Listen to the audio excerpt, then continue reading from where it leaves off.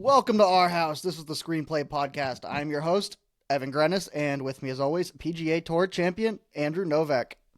Yo, what's up? Happy to be back talking football another week with y'all.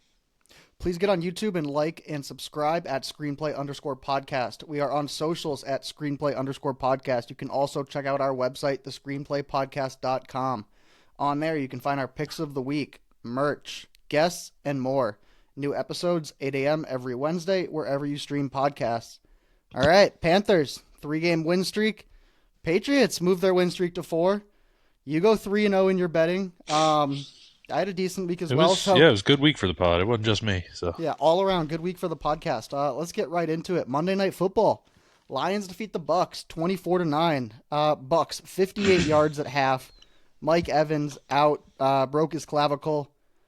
Lions secondary was playing backups, and Baker was 0-9 on throws downfield. Are the Lions the team to beat in the NFC right now? yeah, the Lions look very good in this game. I think their path through the North makes that's kind of like my biggest hesitation there. I think the Packers are going to be a tough team. The Packers kind of already showed that they've got the Lions number a little bit, especially defensively. So I wouldn't want to play the Lions right now. I think that offense is the most complete offense. What they can do running the football, throwing the football, obviously very scary. It was disappointing to see the Bucs play like this. I think literally Monday morning I had done an interview and I said the Bucs were maybe my favorite in the NFC just because, coming out of the South, things are a little easier, get beat up less. Well, they're pretty beat up right now. And this was not pretty. I will say the Bucs defense, they look solid. I mean, they held the Lions to 24 points, so I think throughout the rest of the season they can hopefully lean on that with some of all the injuries they had. They had no answer for Jahmyr Gibbs, but outside of that, they slowed everybody else down pretty much. Not many people do. Yeah. Yeah, so in the NFC, we're talking about, are the Lions the best team? Well, they just beat the Bucs, who were up there in the top of the NFC. You look at their division, like the Packers obviously are really good, and then the other two I'm looking at are the Eagles. But yeah, other than Packers and Eagles, I mean, I think Lions are the top guys in the NFC right now. The NFC is so crazy right now. If you look at it, the team in 7th place, the last team in the wild card spot in the NFC, has 5 wins. The team in first place in the NFC has 4 wins. The Green Bay Packers are the 1 seed currently at 4-1-1. They just had their bye before, and the team in 7th right now is 5-2 in the wild card slot. It is bizarre to see it. It's literally 4-1-1 for the Packers, and then 6 different teams are 5-2. No, we'll get into that in a little bit. The NFC is just, it's deep. There you can go like 12, 13 teams deep. Crazy. And they're still competing. I don't know. You start getting into like the Panthers and stuff. They're kind of fake 4-3. Yeah. Yeah, Jahmyr Gibbs, unstoppable. 17 carries, 136 yards, 2 touchdowns, 82 yards through the air. Next up, the Bucs are going to the Saints. They need to get this game. They're playing. They need to get Saints. right game for sure. Yeah, they need to get healthy. Right. Yeah. So they're at the Saints, and then they go on bye. But after that bye, they got a gauntlet. They're going Patriots, Bills, Rams. So I think this is a pretty important game this week for the Bucs. Next week, the Lions are on bye. Lions are on bye next week. Yeah. So let's get to the other Monday Night Football game. It's just a stupid start time. I think that was the last double Monday night game. I hate them. I think it's bad for fantasy. Like, it's bad for viewing. I don't know how many people actually stayed up to watch this second game. So I had investment in the game with Woody Marks. He got it done for me, thankfully. I will say, for Seattle Seahawks fans, it was probably awesome because I got to imagine a Monday night game kicking at 5:00 has to be terrible. Like, the atmosphere is just not there. And when they cut over to that game, the place was absolutely rocking. I mean, it was actually a true primetime game, which you really don't get on the West Coast much at all. That atmosphere looked very, very cool to actually be there as a Seattle fan. Yeah, I guess if you're in Seattle on the West Coast, but on the East Coast, but yeah, I think at the end of the third quarter, I turned it off. I mean, I woke up this morning. It was an ugly game. Yeah, I woke up this morning and I saw a text from you at 1:30 in the morning, and all it just said was 3-0 regarding to your bets this week because you had Seattle -3. Yeah. So you were obviously up. You were up watching it. But yeah, you mentioned Woody Marks. I feel bad for him. I mean, there's no O line. Like they No. can't run the ball, and despite that, like Woody Marks looks like a decent player. Woody Marks would be legitimately an insane fantasy option right now if CJ Stroud would hit a check down. I mean, it was unbelievable watching the game. CJ Stroud just, I mean, they're down. Nico went out of the game. They're literally down all of their wide receivers, and he's just chucking up balls into double and triple coverage downfield. And they were sitting. The Seahawks were sitting in off coverage. I mean, every single play, Woody Marks would chip a guy in the corner, loop around. If he dumps it off, minimum getting like 5 to 7 yards. Now I get, obviously I'm biased because I wanted him for the fantasy points, but I'm just saying that's a better option than chucking it up into double coverage and not hitting any of these balls. At the end, finally Jalen Noel caught a couple of them, but man, CJ Stroud, it was like banging his head into a brick wall. Just kept throwing it, seam shots, deep shots down the in completing literally none of them. He was sub 50% completion percentage in this game. I think the offense would have benefited a little bit from just taking what the defense was giving him. Yeah, you're very passionate about Woody Marks there. Jeez. Well, it's not even specifically Woody Marks. It was just the fact that CJ Stroud would not stop just throwing the ball up. I mean, they were down, but they were down 2 scores. There was like 10 minutes left. You don't need to be just taking like I don't know. It was infuriating. He was holding the ball too long at times. He just not very decisive. I get he's missing some of his top players, but not exactly a pretty performance by CJ Stroud. I do not think Seattle even played well this game. I would say they maybe even played poor. Defensively, The score they does were not very indicate the score does not indicate how this game went. If Yeah. Seattle played a cleaner game, like Yeah. this could They have been have a 4 30. turnovers. Yes, 4 turnovers to the Texans 1. But yeah, the Texans Yeah. 56 rush yards. Their O line is trash. They can't run the ball. It's tough to compete week in and week out in this league when you can't run the ball. It was an ugly game. I mean, Texans went 2 for 15 on third down. The Seahawks went 2 for 14 on third down. So they give them every chance they could to keep them in it. The Texans defense actually came up with a defensive touchdown. But yeah, I mean, the Texans offense, it's abysmal to watch right now. I do think these are 2 of the top defenses in the NFL right now. Texans defense is very, very good. Absolutely. Darnold was under pressure a lot of the time. He made a few silly mistakes, took a couple of bad sacks. The offensive line is quite literally what is holding back Houston in total right now. I think Seattle is very close to a complete football team because they can run the ball, pass the ball. Their defense is there. I'm very impressed with the Seahawks at this point, which just adds to what the NFC West has going for it right now. They're very young, so that may be where some of these mistakes are coming from. So, yeah, give them some time to build, but I think they're pretty close to being complete. One note I want to take a look at here when I was doing some research. So, Charbonnet had a great game, 12 carries, 49 yards, 2 touchdowns. He's outscored Walker the last 4 weeks in fantasy. So Sharp went for 19.5 fantasy points this week. Walker went for 6.6.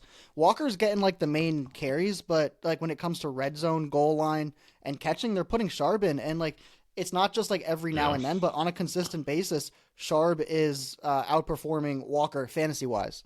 Walker's getting touches, but Charbonnet is getting every fantasy point valuable touch. So anything where a touchdown is relevant or catching the ball, especially in like a PPR league, Charbonnet is who you want. I mean, he's not going to get a ton of touches, but I'm guessing when we look back at it, later in the year, like Charbonnet is probably going to be up there in fantasy points per touch simply because he's going in the most valuable parts of the field where he's maybe either getting targeted in passes like dump offs and stuff, or he's just getting 1-yard touchdown runs.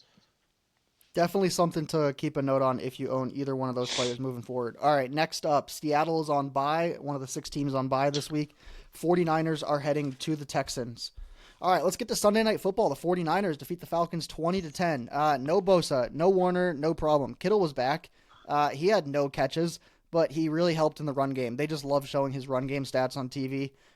Christian McCaffrey goes absolutely off. 24 carries, 129 yards, 2 touchdowns.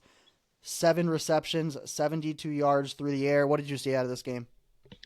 Yeah, I mean, you said it right. I know the broadcast kept touching on it, but we did our top 10 players in the NFL, and that game right there is exactly why I have Kittle as one of my top 10 players, because he straight up unlocked the San Fran run game. It had been pretty non-existent coming into this, and you see him, coming in, seal blocks, split zone, everything. He's just mauling dudes. And even though he didn't catch any passes, I mean, San Fran really was not able to pass the ball very well in this game. What he was able to do, what San Francisco was able to do with ball control, it was very impressive. This San Francisco team, if Purdy can ever get healthy, if they can get some wide receivers back healthy, I really do think they're going to be kind of clicking, obviously, with this easier schedule that they have. At this point, I mean, Mac Jones is playing just fine. Like his ball placement, the way he's playing, I think it's great. Yeah, just get some of those offensive pieces healthy. Their defense, despite some of the injuries, played fine. I want to take a look at this with the Falcons, their wins and their losses, and I want to see if you think anything of this. So their wins this year: at the Vikings, dome; home versus the Commanders, dome; home versus Bills, dome. Their losses: at 49ers, outside; at Panthers, outside. Home versus the Bucs, they lost that tough game. It's the Bucs. But do you think there's anything to that? Like the Atlanta Falcons are just a much better indoor team than maybe an outside team. Like maybe you can play faster. The elements aren't an issue. Does that have anything to do with it, or just a weird coincidence? Yeah, I mean, some of it I think is just the fact that their home games are in a dome, so that they have that advantage. The one thing I guess, like beating the Bills was a pretty legit win. I think the biggest thing for them is just their pass defense. They really have shut down most teams through the air. Like teams have not really been able to throw on them. They've gotten pressure on quarterbacks. Like even Josh Allen didn't really have much to do through the air when they played. So I think this team is just better in that sense. I don't know. Maybe I don't know why that would necessarily matter, dome versus outdoor, but I think this Falcons team has definitely improved and become less one-dimensional than what they were last year, where teams were just moving the ball up and down on them all game long. It's definitely something I'm going to keep note of gambling-wise moving forward, because they've been one of those teams that, like, from week in to week out, they're hard to bet because, like, they're just – you have no idea what's going to show up. And to me, it might be – It's all the Birds teams. Let's turn Except back for the Seahawks. Let's turn back the clock a little bit. We'll go to Thursday Night Football. Bengals defeat the Steelers 33-31. Somebody should have told Jake Browning just to throw it to Jamar every time, because that's what Flacco did on Thursday night. And it worked. Jamar Chase had 23 targets, took down 16 of them, 161 yards, a touchdown, 38.1 fantasy points. I mean, when you look at these names, it's kind of crazy. Joe Flacco, 25.98 fantasy points, threw the ball 47 times. Aaron Rodgers, 24.56 fantasy points, threw the ball 34 times. Pretty good game for a Thursday night. Yeah, absolutely. Your first point there, the first thing I have written in my notes for this game for the Bengals is quarterback should always spam Chase and T. Yeah. Simple as that. If you're not throwing 75% of your passes to those guys, you're doing something wrong in that offense. And Flacco figured that out pretty quick. Yeah, Jamar Chase and T. Higgins combined this game, 33 targets between the two of them. That's insane. That is a ton of targets. Yeah, not many people expected the Bengals to come out here, win on a short week. Flacco coming into Cincinnati mid-season. I will take a note. This was an Arthur Smith special game. Mm-hmm. So Aaron Rodgers threw 4 touchdowns, and I'm going through it, and like none of the wide receivers threw any. So I'm like, where are these touchdowns coming from? Freiermuth had 2 touchdowns. Jonnu Smith had 1 touchdown. Darnell Washington had 1 touchdown. Those are all tight ends. Arthur Smith is known as like the tight end offense guy. So what do you think about that? And yeah, just Arthur Smith's special game there. Yeah, even in the loss. And every single one of those guys is on the waiver wire because for fantasy, because they're not startable any given week. They'll get them at some point, but any given week, Arthur Smith may just be like, yeah, I'm not playing you this week. So no, it was definitely impressive. The Bengals struggled to stop tight ends. That's been a bit of a thing this year. And, yeah, I mean, the Steelers were able to take advantage. They also, I mean, they crushed them through the run game. Both teams were really moving it. I was surprised how well the Bengals were able to run the ball on the Steelers, but really both teams throwing the ball, running the ball, they kind of just moved it at will in this game. Yeah. All right, next up, Packers are going to the Steelers, and the Jets are going to the Bengals. Now, the Bengals are 3-4, but, like, that feels really good. I mean, they're playing the Jets this week. Like, if they beat the Jets, they go to 4-4. They're at 500. Like, in your head, you're like, yeah, the Bengals kind of suck. Joe Burrow's out. What do they have, like 2 or 3 wins? Like, No, they're about to be 500. It feels worse than that. So I guess like everything considered, like it's not the worst spot they could be in. Yeah. Last game we're going to talk about here. Let's get to Broncos defeating the Giants 33-32. Giants were up 19-0. Broncos put up 33 points in the fourth quarter with 10 minutes and 14 seconds left in the fourth quarter. New York had a 26-8 lead, a 98.9% chance at victory. I think I saw a stat that like Bo Nix had 32 fourth quarter fantasy points, something crazy. Yeah. What did you take from this game? Yeah, I mean it was 26-8 with 5.5 minutes to go, and the Broncos ended up scoring 33 points, and it didn't go to overtime. They scored 25 points in 5.5 minutes. I mean, that is, well, first off, that's a massive failure defensively for the Giants. But yeah, I was watching a lot of this game, and Bo Nix looked so bad for 75% of it, more, like 80% of the game, and then just turned a switch on. He started using his legs a little bit more towards the end there. I think that opened some things up. I don't really know what to think. I mean, the Broncos are 5-2 right now. I'm still not sold on them. I feel like they go through stretches. Like even they beat the Jets last week. It looked horrible the whole time. Just looked horrible. Like they're on like the opposite end of the spectrum of the Bengals, where like I feel like the Broncos are like 500, and then you look at their record and they're like, oh, they're 5-2. Like, how did that one happen? They've had a couple wins this year where I look back and I'm like, oh, they won that game. What? Yeah.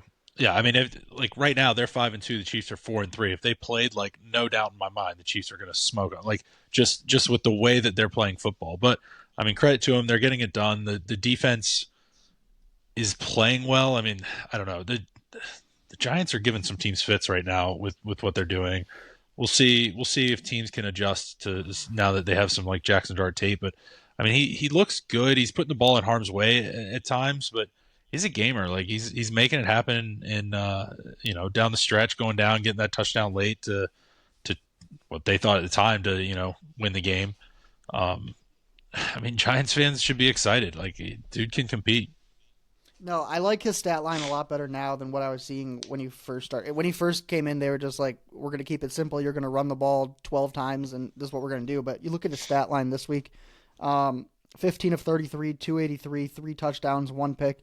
Yeah, I'd like to see the completion percentage up a little bit, but 5 carries, 11 yards, 1 touchdown. And this is against the Broncos defense, which is widely considered probably top 5 in the league right now. So I still think we got to be careful with Jackson Dart, with Scadaboo. The New York media, they ride these mountains. Like when something's hot, like they're all over it.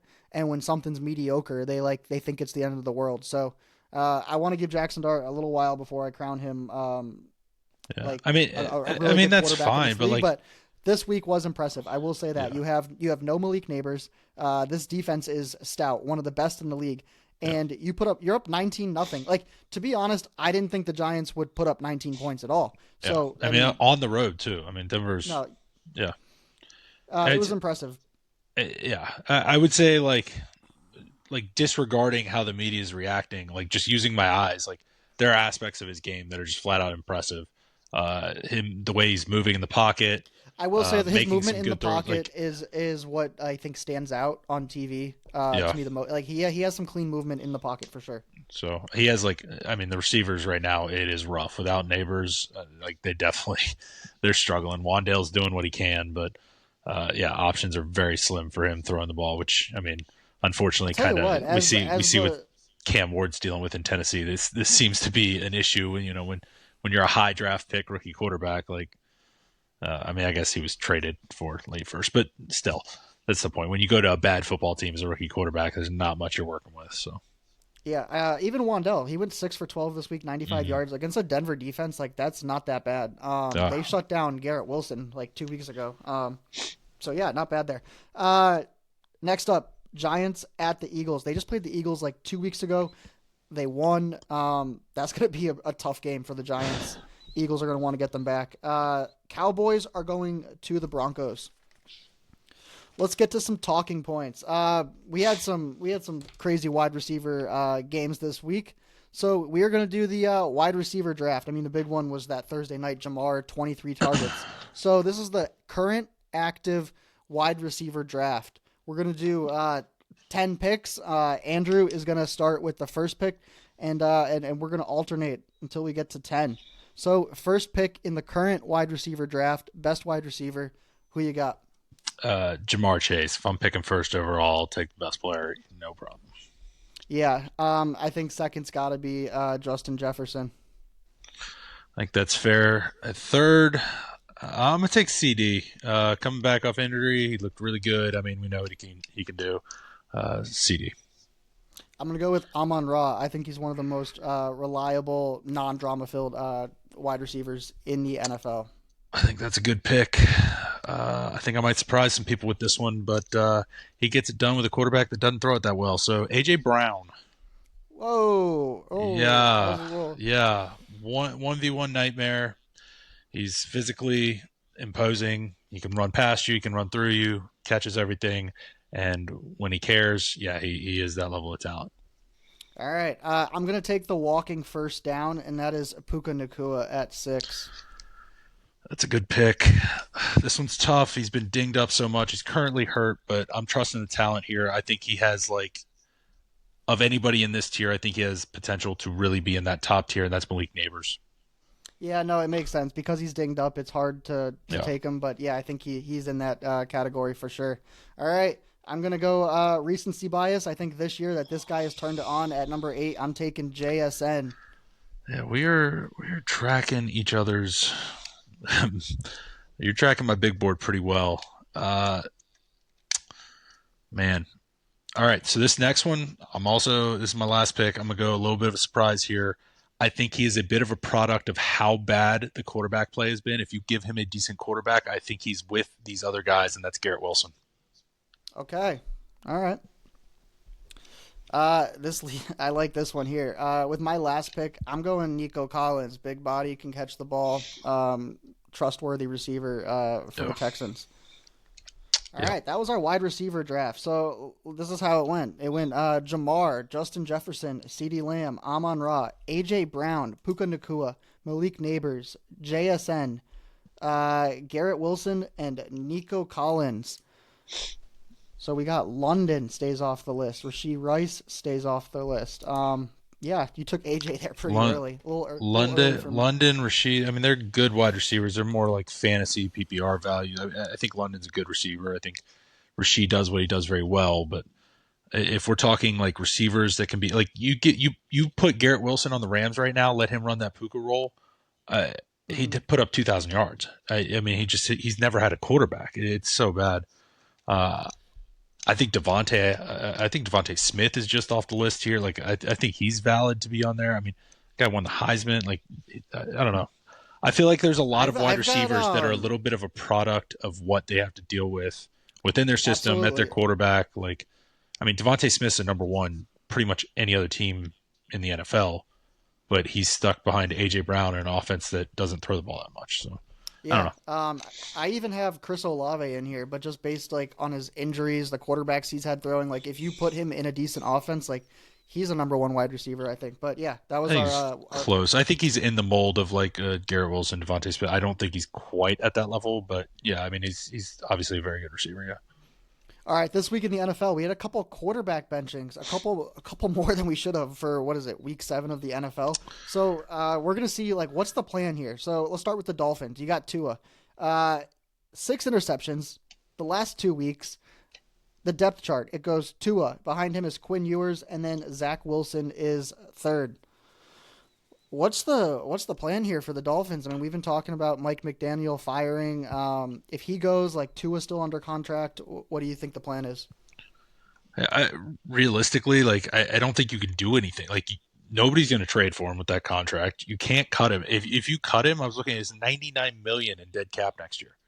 So their potential out is after Like 2020. it'd be at After right. 2026. So 2027 season, Yeah. they could drop him, but they would pick up a cap hit It'd still of be like 35 or 34 million or something I saw. yep, 34.8 million of dead cap. Yeah. Outside of that, he signed through 2028. So for this season and next season, Tua's going to be there. And then potentially after that, if they want to take on some dead cap, they could move on. Yeah. I mean you can't move him. The thing is like realistically, what is Tua going to look like in a system that's not Mike McDaniel? Like I can't even imagine him just being like a normal quarterback.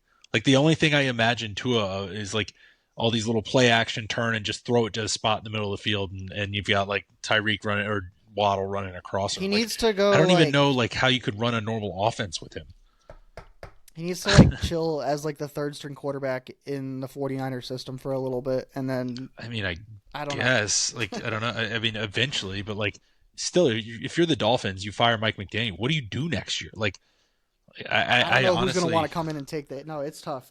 Let's like get to another quarterback that got benched this week. The Las Vegas Raiders, they benched Geno. They lost 31-0. Now yeah.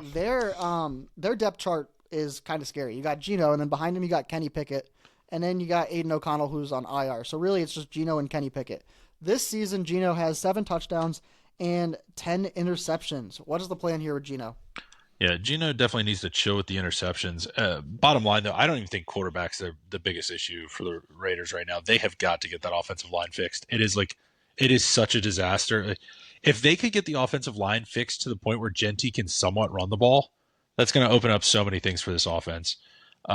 Unfortunately, like at this point in the season, like you're not going to get it fixed. My guess is Jacoby Myers getting dealt within the next probably 2 weeks. Like you're probably throwing the towel in. I don't think Gino's like fully broken. I think if you can get the offensive line sorted out, he will look better. But it's not happening this year for them.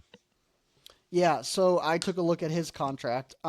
Geno Smith, I think he's a fine quarterback, but I talk about this every year, how you need your quarterback around 10% of cap hit to be in like a Super Bowl contention, to be a good team, unless you are a generational quarterback, a Tom Brady, a Patrick Mahomes.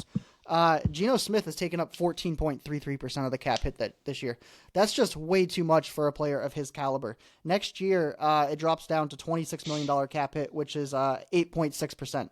So you just free up 7% of your cap. There you go. You can go fix your own line. You can go get somebody. His cap hit is way too much for a player of his caliber. 8.6%. I'm fine paying Geno that. But yeah, his contract was top heavy as opposed to back end. So I think that's part of the reason here why we're seeing this. That and Brock Bowers just hasn't been playing. Yeah, I mean that's obviously holding back the offense. I really the offensive line in general though is just not allowing them to do anything that they want to do. I mean I think they had what 3 first downs in the entire game against the Chiefs. I think the stat I saw was the Raiders ran the least amount of plays in an NFL game, like in the stat era. Kansas City started taking kneels with, I think it was Before like the 2 minutes and 45 seconds left. Yeah. And the Raiders had all 3 timeouts, and they were just like, nah, we're good. The Raiders had 3 first downs in this game. They ran 30 plays of offense. For the entire game, they ran 30 plays. I mean, that's like, you could average 10 yards a play, and that's 300 yards. Like, that is ridiculous. I mean, you just never even had the ball. All right, let's get to the last one here. The Jets. They benched Fields. Their depth chart goes Fields and then Tyrod Taylor, and that is it. So what's the situation with the Jets? What do you think their plan is here? Yeah, this was a matchup of the 2 worst ownerships probably in the NFL. I have no idea what the Jets are doing. I saw they just benched Fields, but I don't understand why. Like, first off, you signed him to a 2-year deal. Tyrod came in this game and quite literally was worse than Fields in this game. Tyrod threw for a worse passing percentage, completion percentage in this game, and he threw 2 picks. Like, I don't understand why. Look, like if you want to go out and get Justin Fields, great. Like, I don't think he's like a good NFL quarterback, but if you go get him, go build your offense around him. Like, I don't understand why Fields is not getting to like run the ball. Like any of his runs are essentially coming off of scrambles. Like if you have Fields, run him 12 to 15 times a game with like designed quarterback runs. Run some like read option stuff. Run some like I don't know, anything. Quarterback lead, any like sweeps. I don't care. Just utilize him in the way that he like plays football. I don't understand why you would go out and pay him $20 million to try and make him Joe Flacco. Like it does not make sense.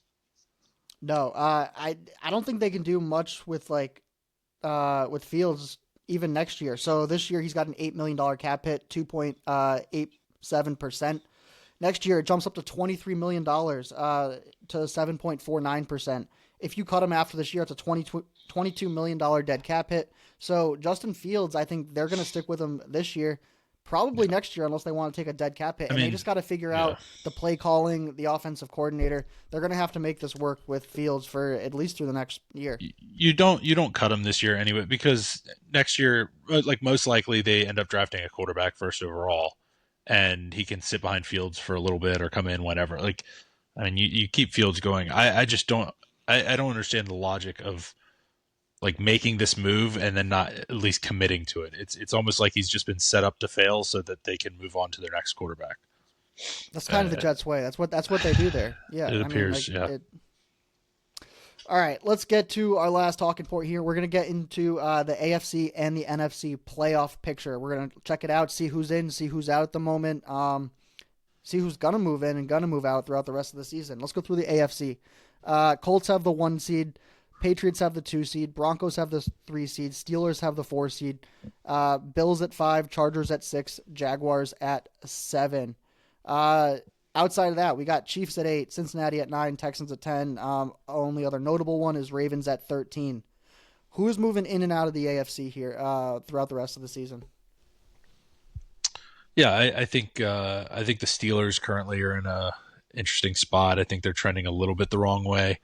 I do think at this point, as long as Lamar can come back, I mean, ideally this week, but Lamar needs to be back very soon. They need to get guys healthy. I think the Ravens can still chase them down and win that division. The division just hasn't really looked solid enough to like make a big enough gap where the Ravens can't like overcome that.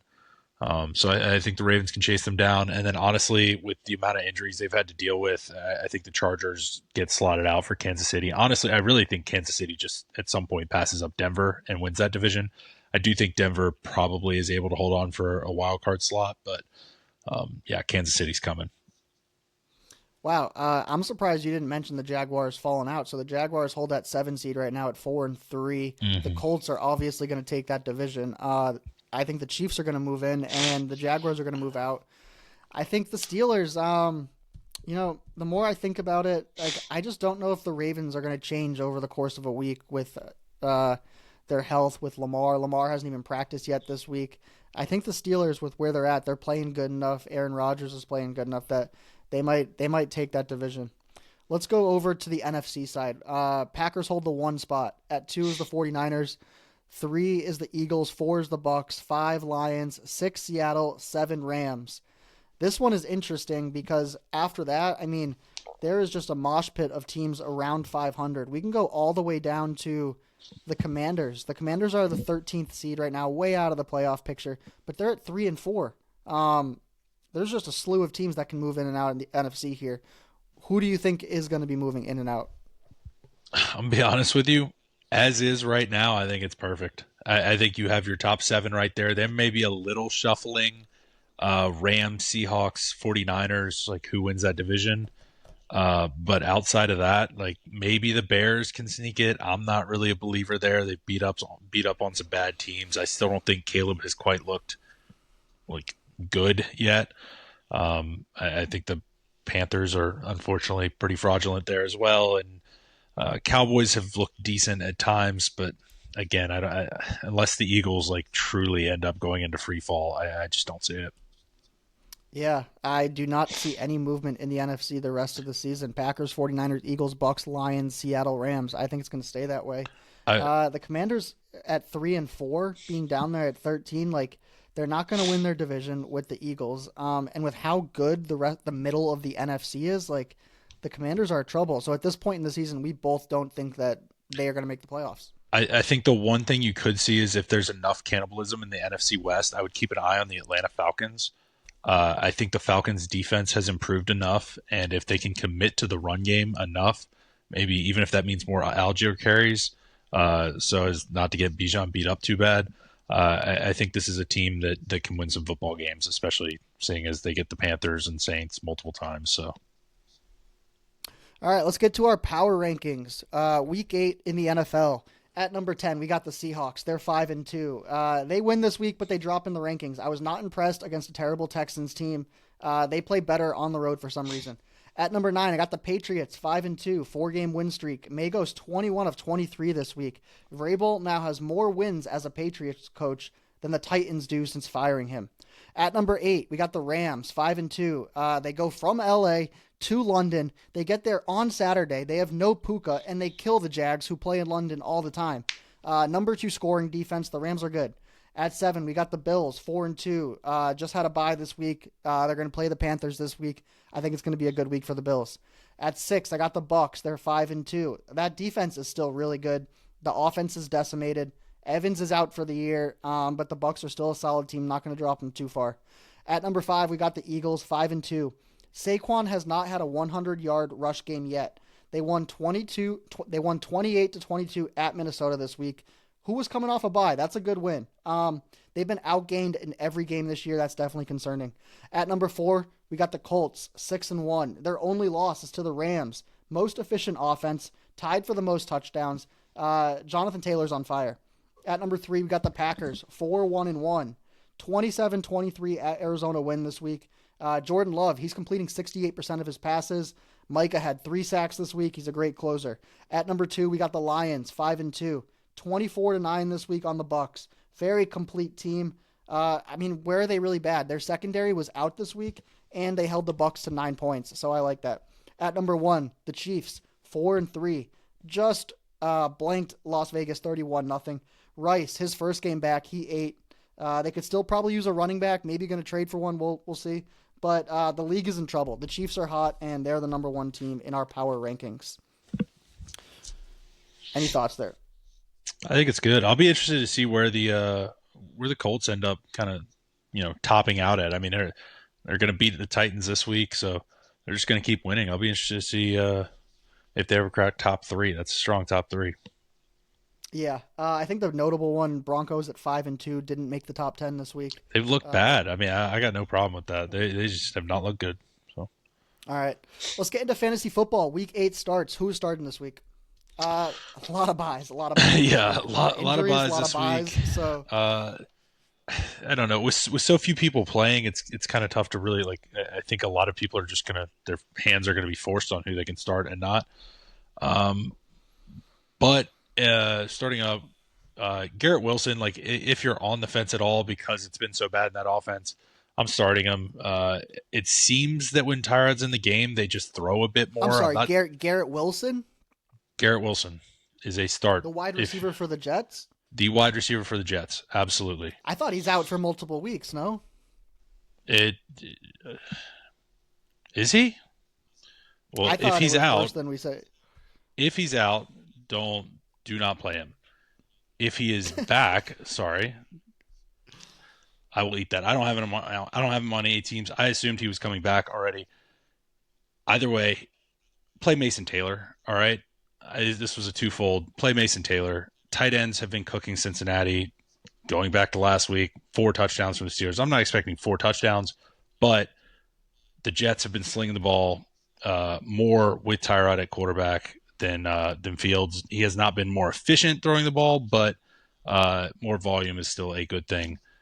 Next up, we have J.K. Dobbins playing the Cowboys. The Cowboys defense has not been great. They actually played all right against Washington, but Daniels got hurt in that game. So I think the Broncos are going to be able to run the ball there. And lastly, we're going to go Shad White playing at the Saints. The offense looked rough last week. I think this is a get-right game against the Saints. You talked about it earlier. This is a game they need to win. I got Rachaad White scoring at least once, maybe twice this game. I got Rico Dowdle here versus Buffalo Rundy. Their Rundy has been trouble. Chuba was back this week. Rico still had 17 carries for 79 yards. He's projected for 11.86 fantasy points. I think he gets a touchdown and gets past that. Isaiah Pacheco versus Washington Rundy, another Rundy that's struggling right now. Javonte Williams just did really well against the Washington Rundy, 116 yards on 19 carries. So I think Pacheco has a decent week this week. I'm going to go Caleb Williams versus Baltimore. He should put up points on this D. I know Baltimore's coming off a bye, but I can see Caleb Williams throwing for 3 touchdowns this week. And then last one I want to put in here, Cade Otton versus New Orleans. 15 targets the last 2 games. 10 plus fantasy points the last 3 games. He's had no touchdowns this year. It's tight end week. I think K. Dotton has a big week and gets in the end zone. All right, let's go over to week 8 sits. Who is sitting this week? All right, I'm gonna go ahead and give you credit. It does appear that Garrett Wilson probably will not be playing this week, Okay. and that's on me. That's on me. I had him on my fantasy team. He got hurt and I traded him, so I know the information well on that one. Yeah. I thought it was just going to be a 1 week thing. Anyway, moving on. These are guys that most people will probably be forced to play if they have them just because of bye weeks, but I hate the matchups. Starting off from Andre, he had a good week last week. He seems to be just good week, bad week, good week, bad week. He's playing the Browns. The Browns have a solid defense. I think this game is kind of uglier, low scoring. He might get decent volume, but I think the efficiency is going to be terrible here. Another guy who had a huge week last week in this game on the other side, I'm sitting Judkins playing the Patriots. Patriots run defense, Milton Williams, unbelievable. They've been stuffing everybody all season. It's not a good matchup. He'll again probably have decent volume, but the efficiency is not going to be good in this one. You're pretty much just hoping he scores touchdowns to get their points wise. And last one, this may be a little bit surprising. I'm actually going T. Higgins. I think he's a really tough spot. Sauce Gardner's been playing fantastic for the Jets. This is a game where I think the Bengals will actually be up, so the game script won't be like Flacco throwing 40-plus times. I think they'll actually be able to run the ball maybe a little bit in this game. So I don't love this spot for T this week. All right, I'm going to go Nick Chubb versus San Francisco. There is no O-line for the Texans. After this bye week, he had his worst snap percentage of the year, 25%. He has just lost his job to Woody Marks officially, so Nick Chubb is just not startable. Jalen Waddle versus Atlanta. I have no idea what's going on at quarterback in Miami. He had 2.5 fantasy points last week, and you've been talking about this all episode, actually, but the Falcons have the number 2 defense at the moment, only allowing 265 yards a game. Last one I want to throw in here is the Broncos D. Everyone thinks the Broncos D is really good. They are. They're number 7 in fantasy, but they're playing the Cowboys this week, who are the number 1 offense in football. They're averaging 390 yards a game. So if you got that Broncos D, probably get them on the bench this week.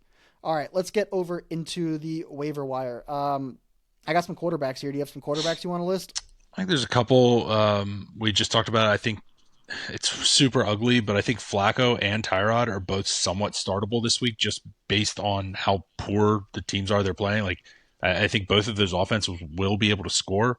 So if you're looking for streamers, I think they're viable. If Jackson Dart is still available, obviously go get him as well. Yeah, Jackson Dart in our Wofford Golf League, he's still available. So yeah, we'll he's see just who chilling there. him up on FOB.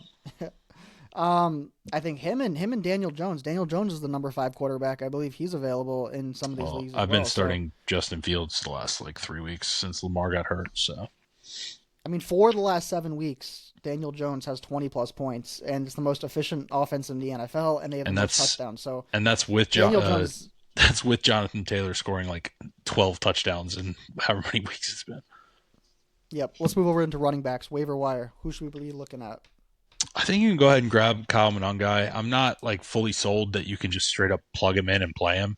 I think it was a bit of just how the game went, but it does seem that the Bears trust him. And if anything were to happen to DeAndre Swift, that offensive line has been moving people. This would be a really good spot. And then you can go ahead and grab Rashard Smith. I think his ceiling's a little bit capped because there's multiple running backs available in that Chiefs system.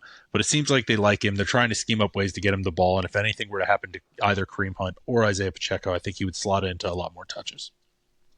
I'm going to add Devin Neal in here. He's now the RB2 in New Orleans. Kendre Miller, I think he's out for the year, I believe it was. Yeah, ACL, yeah. If anything he's not startable at the moment, but like you said, if anything was to happen to Kamara, now this guy is there and could be the RB1. So someone you could grab, keep him on the bench, stash him, and see what happens. Wide receivers, who are you looking at?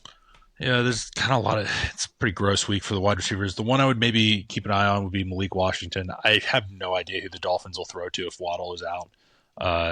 So Malik will probably just get the ball a bit. I mean, realistically, A-Chain will probably just get 10 catches, but Malik Washington's a guy to grab. He is a playmaker with the ball in his hands. He's, he can catch a screen pass, take it. It's gross, it's ugly, but if you have bye week disaster, I think he is somewhat startable. Same thing. Tez Johnson for the Buccaneers. Baker has proved that he will throw to him. He trusts him. 16 targets the last 3 weeks. What is that? A little more than 5 targets a game. So, like, yeah, it's gross, but it could work if you really need it. Tight ends. You made a great tight end call last week. You said Rondé just check out a Gaston. Rondé. Yeah, that dude went off 7 for 8. Mm-hmm. Or I'm sorry, 7 for 9. yards, I think. Yeah, 29.4 fantasy points, Mm-hmm. unreal. So that was a good call last week. If he's on there, grab him because Yeah, Herbert likes him. I think I had said it with like if QJ wasn't playing, he was startable. QJ played and he was still startable. He's really like he's kind of just a big wide receiver. But he played tight end, was very dominant at Syracuse, and yeah, if he's still out there, go ahead and grab him. Obviously, Herbert very much trusts him. I don't think you can expect 100+ yards every week, but he does seem to be getting 5+ targets when he's in there. So uh, good talent there. Maybe one to throw a little fab on, and then like you would say, Kate Otten if he's still available. I think with obviously Mike Evans going down, like the Buccaneers have very limited pass catcher options, so. I think he should be rostered because he is a guy that Baker will look to when he does not have much else. Theo Johnson on the Giants, 18 targets the last 3 weeks. Mm-hmm. Him and Dart have a connection. So another guy to look at there on tight. There are some viable tight ends on the waiver wire for sure. All right, let's get into gambling. Good week on the podcast gambling. Last week I took Colts that hit. I took Jags that missed. I took Lions that hit. I went 2-1. Andrew, you took Colts that hit, you took Seahawks that hit, and you took Kansas City that hit. I noticed this last week while doing the research. Our all-time betting percentage is exactly the same coming into this week. It's just wild. It's not like this isn't like our first season gambling. All time, I am 82, 67, and 1. You are 71, 58, and 3. Those both come out perfectly to a 55.03% gambling rate, which is technically professional. I think it's over 55%. Either way, I went 2-1 this week. You went 3-0. So you take the all-time lead by just a nudge now. Overall on the year, I am 13-8, and you are 10-11. Almost. Let's take you. So close. Yeah. Let's take you. Let's take you guys through the lines this week. Thursday, we get Vikings at Chargers. Chargers are favored by 3. On Sunday, no international game, 1 p.m. start. We get Dolphins at Falcons. Falcons favored by 7. Bears at Ravens. Ravens favored by 6.5. Bills at Panthers. Panthers getting 7. Jets at Bengals. Bengals favored by 6.5. 49ers at Texans. Texans favored by 1.5. Browns at Patriots. Patriots favored by 7. Giants at Eagles. Eagles favored by 7. 4 p.m. window. We get Bucs at Saints. Saints getting 5.5. Cowboys at Broncos. Broncos favored by 3.5. Titans at Colts. Colts favored by 14. Late night game, we get Packers at Steelers. Steelers getting 3. On Monday, we're back to 1 game finally. 8:15, a normal start time. Commanders at Chiefs. Chiefs are favored by 10. What's the most must-win game of the week? I think it's the Ravens, and it may be the Ravens for a little while. Yeah, there's actually a right answer to that question. Yeah. No, I think it's the Ravens. It has to be the Ravens. If they lose this and fall to 1-6, you can. Yeah, I think they're cooked. Their playoff chances are. Obviously, it is still a little bit in the air whether Lamar plays. Obviously, we do know Lamar's record against the NFC teams when he does play. So I do like the Ravens here, but you need Lamar healthy. All right, so buys this week: Cardinals, Lions, Jaguars, Raiders, Rams, Seahawks. There are 6 teams on buy. What are your bets of the week? Starting off, I've actually picked on them a decent bit this year. It has not gone well, but I'm taking the Bills beating my Panthers. I know it's in Carolina. I know Carolina's been playing decent, but I think this might be an Andy Dalton game. I'm not sure Bryce is playing. Buffalo coming off a bye. This is too much. I think this gets ugly. I think Buffalo puts up like 30, 35 plus points in this one. Next up, I'm going to take San Fran plus 1.5. I think it still may be another Mac Jones week. I don't understand why sportsbooks keep like putting Houston as a favorite or like not like they're not that good. I don't know why they keep doing this. I think San Francisco just beat a better team in the Atlanta Falcons than what the Texans are. I think San Fran may struggle to run it a little bit on Houston, but I'm not as concerned there. I think they win this game. And then lastly, I'm going to take Kansas City -10. I don't think that's enough in a game that I'm expecting to see Marcus Mariota. We saw what they just did to the Raiders. Rashee Rice has unlocked this offense, and yeah, this is going to be a beatdown on Monday night. All right, I'm going to join you on a couple of these. This Bills one, you could have said it any better. Like, this has like 40-10 written all over it. That's like, kind of like, I didn't want to say it, but like kind of feels like it. Yeah, that would be very Panthers. So I'm going to go Bills -7 there. Again, 49ers getting 1.5. Like, I don't get this. Houston's line. not like, good. I don't. It doesn't make sense. I always to me. I always guess the lines and then look at them. Like, I thought the Texans would be getting 2.5 points, and like it just, it really doesn't make sense why the like Texans Seattle was only like 3-point favorite night game Monday night last week. I mean, no, like Seattle turned over 4 times and still covered for me. Like I don't get what they're doing with Houston right now. And then last one here, I'm going to take a big spread. I'm taking Colts -14. I don't think there's enough points that the Colts can have. I mean, this has like over in the second quarter written all over it. So I see some blowouts this week. I got Bills -7, 49ers +1.5, Colts -14. Andrew has Bills -7, 49ers +1.5, Kansas City -10. Lock them in. All right, let's get to our survivor pool. $0 entry fee, $500 cash to the winner. A near flawless week out of the league. They almost did it. We started with 187 participants entering this week. We had 36 people alive. After this week, there are 35 people alive. One lonely soul died this week. I have to shout him out. At Mailman26. Only person to die this week. He chose the Steelers over the Bengals on Thursday night. Oof. 47% of the league took the Chiefs. 14% took the Bears. 11.1% took Denver. Wow, we had some people take Denver. That one's looking really bad for a while. Wow, they got through with that. All right. Going into week 8, we got 35 people left. $500 cash to the winner. Andrew, you're still alive. Yeah. I do want to shout out one. Chiefs. I do want to shout out one user real quick. W Fez took the Browns this week. I get it was against the Dolphins, but you're a crazy person. Shout out to you. But yeah, I'm still alive. I took the Chiefs this past week. I burned some good teams recently, but staying alive. We'll see if we can't break into the top 25 so far. I mean, making it to week 8, I'm pretty proud of how it's gone so far. I'm going to be honest. I feel like I'm shocked there's 35 people left into week 8. I thought it would be. We got some sharp listeners, man. Is what it is. They listen to us. They know what they're doing. Please get on YouTube, like, and subscribe at Screenplay_podcast. We are also on socials at Screenplay_podcast. You can check out our website, thescreenplaypodcast.com. New episodes 8 a.m. every Wednesday, wherever you stream podcasts. Any last words? Nothing, man. Nothing. Enjoy another week of football. Go Panthers. It's going to be ugly. All right. Appreciate all of our listeners. We will see you all next week.